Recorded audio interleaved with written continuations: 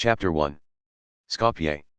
Located in Macedonia, in a region that was formerly part of Albania, the city of Skopje was a bustling commercial center at the beginning of the 20th century. The city, which straddles the Vardar River, rises approximately 800 feet above sea level. The summers are long and dry, the winters damp, cold, and foggy. Not large by contemporary standards. Skopje had a population of 25,000 at the turn of the century. Founded during the 3rd century BC by the Dardanians, early descendants of modern-day Albanians from Ilina in the western Balkan Peninsula, and Thracians who lived north of ancient Greece. Skopje, then known as Skopje, later came under the control of the Romanians. By the 6th century, the area fell under the domination of a Slavic people, known as the Brigizidi. It was they who gave the city its current name. By the 9th century, owing in part to the weakness of the Byzantine Empire, with its capital in Constantinople, now Istanbul in modern Turkey, Albania came under the dominion of a succession of foreign powers including the Bulgarians, Norman Crusaders from France, the Angevins of southern Italy, the Venetians, and the Serbs. The Serbian occupation that began in 1347 was especially hard, prompting huge numbers of Albanians to migrate to Greece and the Aegean Islands. A few decades later the Albanians confronted a new threat. The Turks expanded their empire, known as the Ottoman Empire, to include the Balkan Peninsula. Invading Albania in 1388, the Ottoman Turks, by the middle of the 15th century, had succeeded in occupying the entire kingdom. The Turks may have occupied the land, but they had less success governing the Albanian people. In 1443, Joe Castriati, also known as Skenderbeg, rallied the Albanian princes and drove the Turks out. For the next 25 years, operating out of a mountain stronghold, Skenderbeg frustrated every Turkish attempt to regain Albanian territory. His brave fight against one of the mightiest powers of the time won esteem throughout the Western world, as well as securing military and financial support from the Kingdom of Naples, the Papacy, Venice, and Ragusa, a province in Sicily located on the southwest side. With Skenderbeg's death in 1468, however, Albanian resistance gradually eroded, allowing the Turks to reoccupy the kingdom by 1506, again incorporating it into the Ottoman Empire.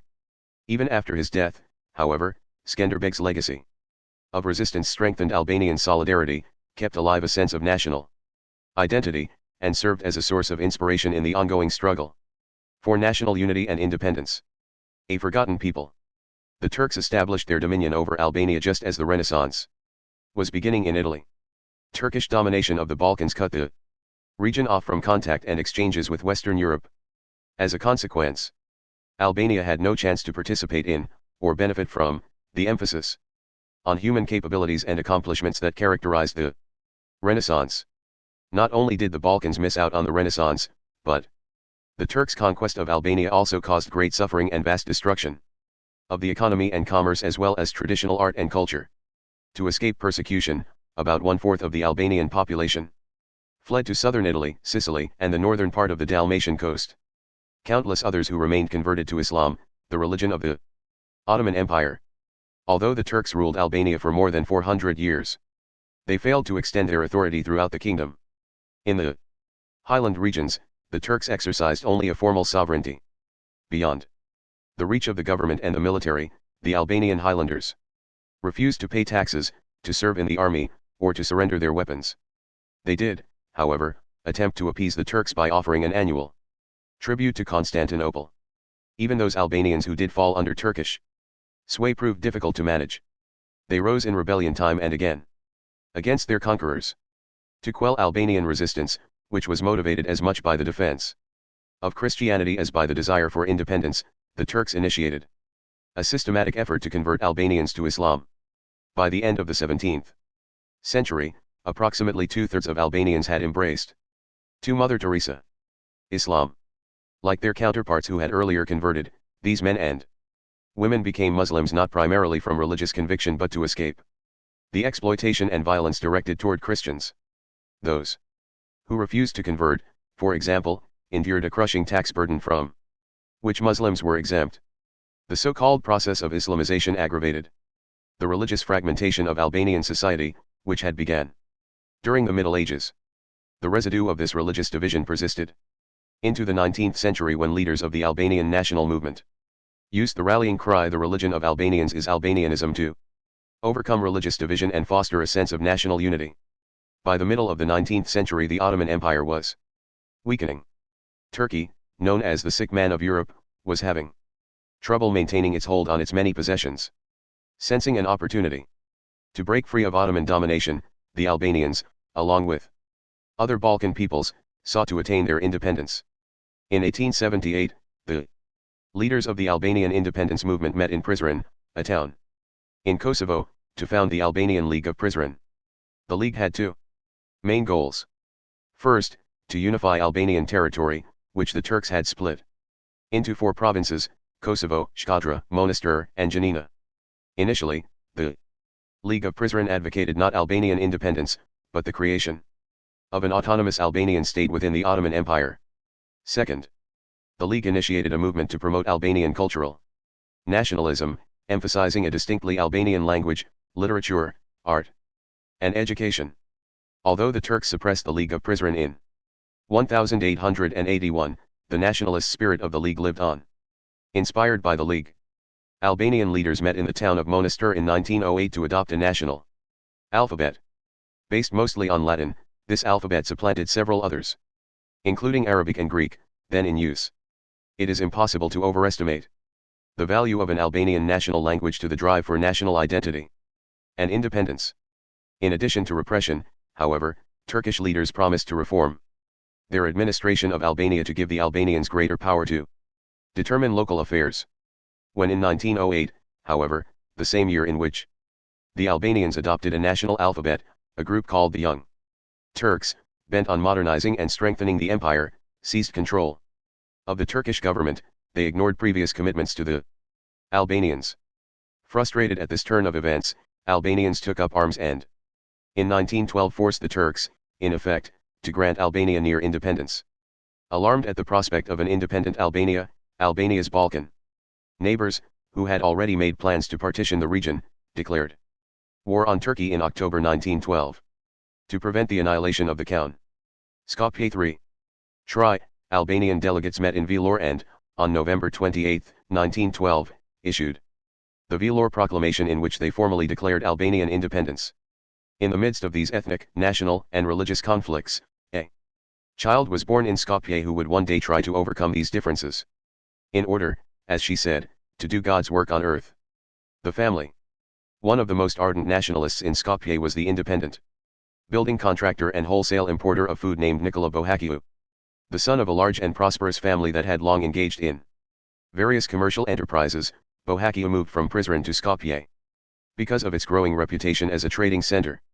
An ambitious man, Bohakiu quickly bought a house in Skopje and in a short time acquired a number of additional properties. Among his first ventures was supplying medicine to one of the leading doctors in town. He later went into partnership with an Italian businessman who traded in a wide variety of goods, including oil, sugar, cloth, and leather. By all accounts, Bohakiu was a more than capable businessman. He was fluent in 5 languages and had traveled extensively throughout Europe, the Near East, and North Africa. In addition, he was heavily involved in local politics, serving on the town council, and his contracting firm helped to build the first movie theater in Skopje. A patron of the arts, Bohakiu was also a faithful member of the local Roman Catholic Church. In time, Bohakiu took a wife, marrying Drinafile Bernai in Prizren, the city in which the Albanian League was created and where Bohakiu had once lived. The couple soon returned to Skopje, settling into a spacious house with a large garden. Before long, Drinafile gave birth to 3 children. A daughter, Aga, was born in 1904, a son, Lazar, followed in 1907. On August 26, 1910, the couple welcomed their second daughter and last child, Agnes Ganka. A day later, on August 27, Ganka, which means flower bud in Albanian, was baptized at the local Catholic Church. As an adult, Ganka spoke little of her childhood, saying only that it had been pleasant. What information there is about her early life comes from her brother, Lazar, who, in describing their childhood together, also remembered it as carefree and peaceful. Although a strict disciplinarian, Nikola also took special delight in his children. Rarely did a day pass when they did not eagerly await his return home, and he often brought them trinkets as a token of his fatherly affection. Bhavan also entertained his children, for he had a talent for storytelling, and recounted for them the sights he had seen and the people he had met on. For Mother Teresa, his travels. Then, too, the Bhavan household was often crowded with the visitors who regularly stopped by to talk business or politics with Nicola. Drina Bhavan, or Nana Lok, Mother Soul, as the children called her, was a traditional Albanian housewife who looked after her husband and children. During the day, she cooked, cleaned, and mended clothing. As soon as Nicola returned home, though, all work stopped. Drina put on a clean dress, combed her hair, and made sure the children were presentable to greet their father. Like her husband, Drina was a stern taskmaster and had little patience with foolish behavior.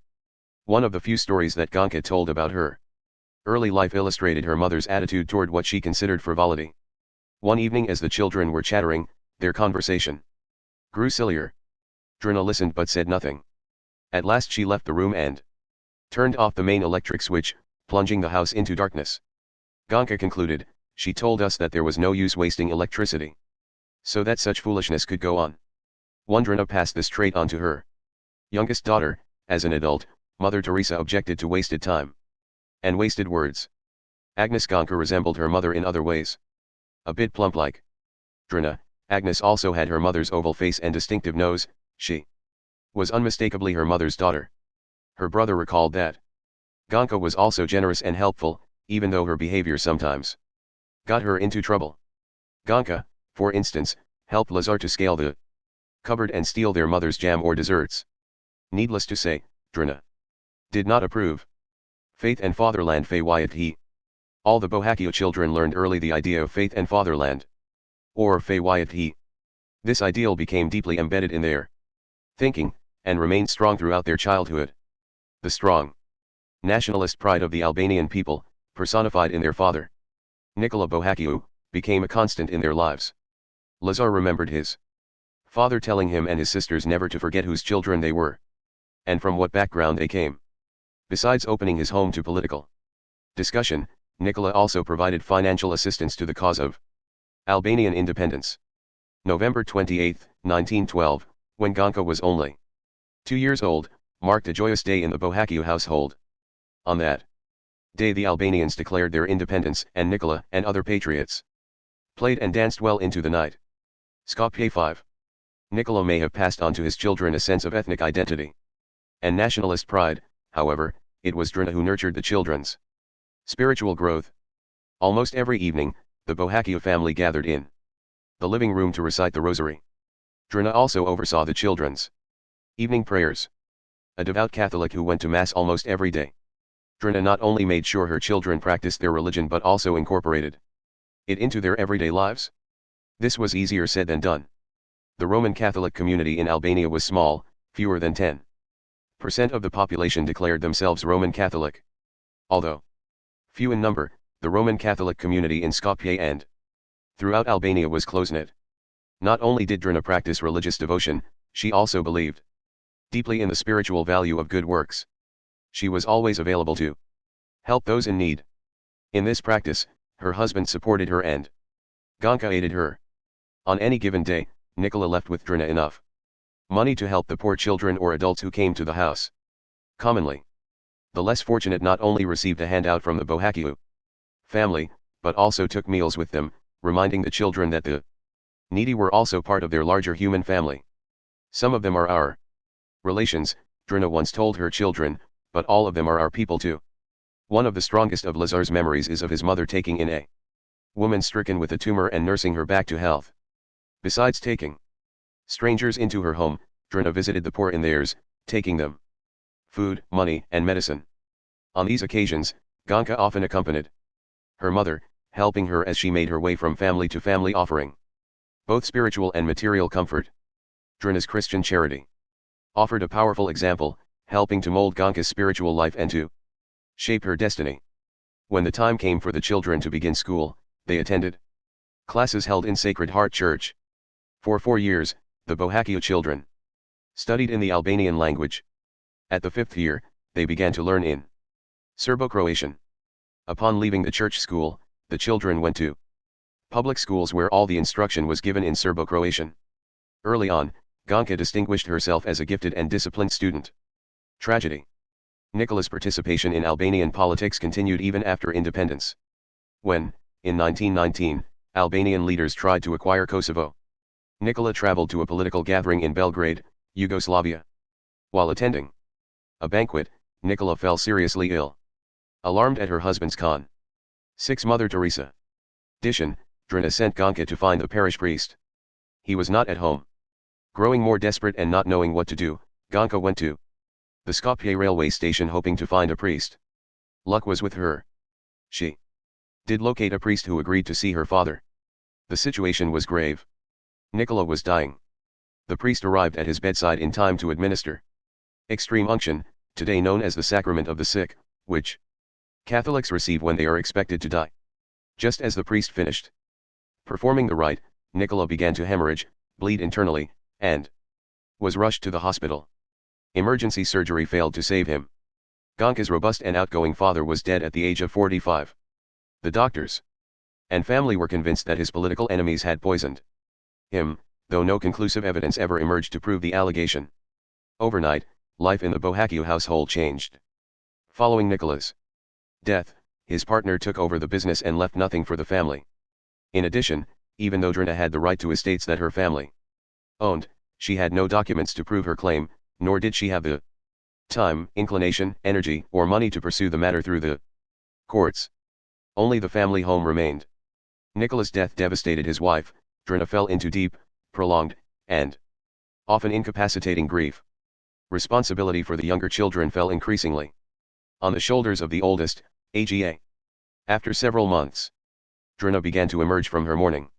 At least the family had a place to live, though Drina wondered how, with her husband's resources gone, she could provide for her children. Home is where the mother is.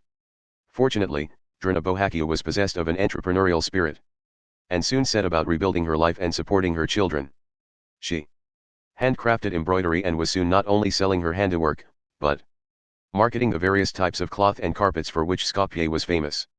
Lazar remembered accompanying his mother to the textile factories, where Drina met with the managers who sought her advice on designs and materials to boost sales. As the family's financial status improved, the Bohacchio household once more became a place where the poor could come for a meal and sometimes a bed. As soon as she could, Drina again began to set aside money to help those in need and, despite her busy schedule, still found time to visit the poor. At least once a week she called on an elderly woman whose own family had abandoned her. File, a poor alcoholic woman, also Bani. Skopje 7. Fight from Drina's care and largesse. 6 orphan children came to live in the house. Drina continued to impress upon her children the importance of helping the less fortunate. When you do good, she told the children, do it quietly, without calling attention to your own virtue. Drina always found creative ways in which to instruct her children. Summoning them one day, she asked them to inspect a basket in which a number of good apples rested. She then placed a rotten apple in the basket and covered it. The following day, she had the children inspect the apples.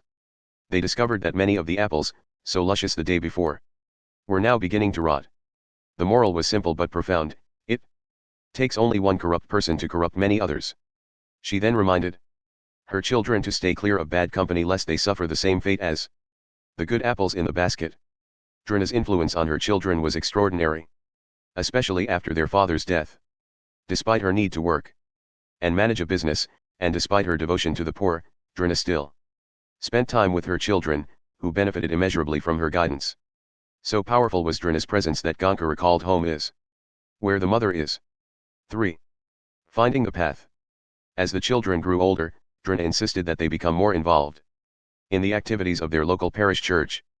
Besides her mother, the Sacred Heart Church exercised the most influence on young Ganka.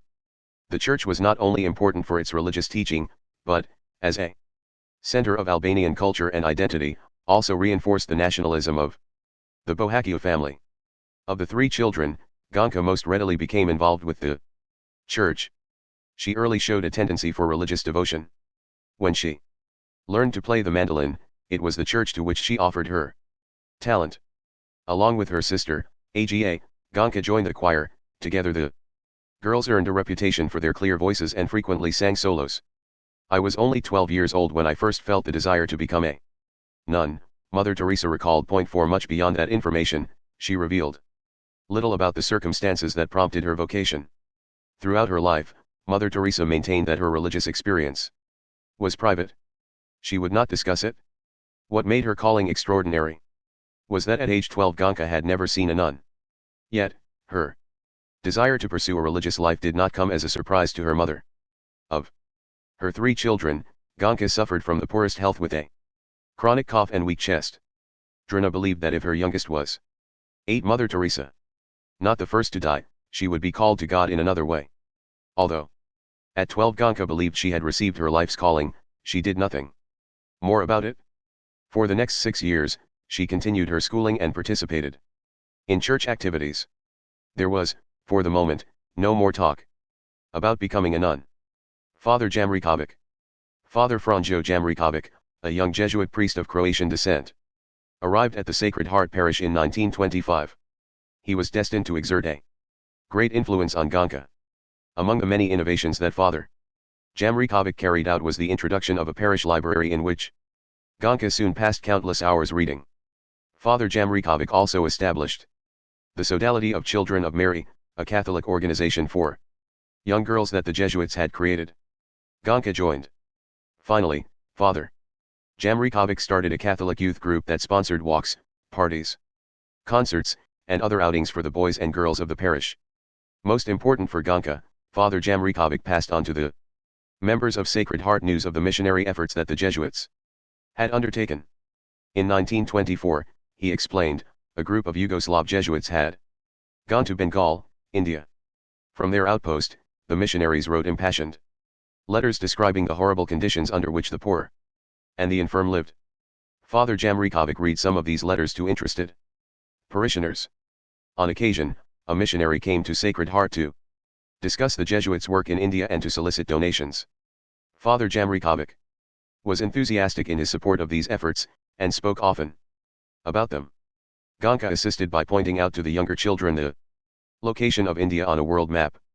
After the arrival of Father Jamrikovic, she also became more active in the prayer groups of the Sodality, which offered prayers for the success of Catholic missions. She told a cousin who was earning extra money by giving mandolin lessons to send the money to the poor in India. The zeal with which Father Jamrikovic spoke of the Jesuit missions in India sparked a renewed sense of devotion in Ganka. She was already immersed in church activities, singing in the choir, helping to organize parish festivals, and teaching the younger children their catechism. Her love of teaching and her deep religious fervor prompted her to consider the possibility of doing missionary work. As a young girl, she had dreamed of working with the poor of Africa. The more she heard about the missions in India, however, the more she was drawn to the possibility of working there. Skopje 9. By the late 1920s, Ganka had grown into an attractive young woman, mature beyond her years. A good student, neat and clean in appearance, self-disciplined, and well-organized, she had already earned a reputation in the community for her friendliness and willingness to help anyone. Like her mother, she cared for anyone in need. But Ganka was struggling with her decision to become a nun. A gifted writer and poet, she often carried a small notebook with her in which to record her poetry and reflections. She continued to play music with her friends and, at times, entertained thoughts of becoming a writer or a musician. Many of her friends regretted that she did not pursue these careers, for her talent was unquestioned. Trying to decide what to do with her life, Ganka turned to Father Jamrikovic for advice. During their discussions, she asked how one knew whether the calling to serve God was genuine.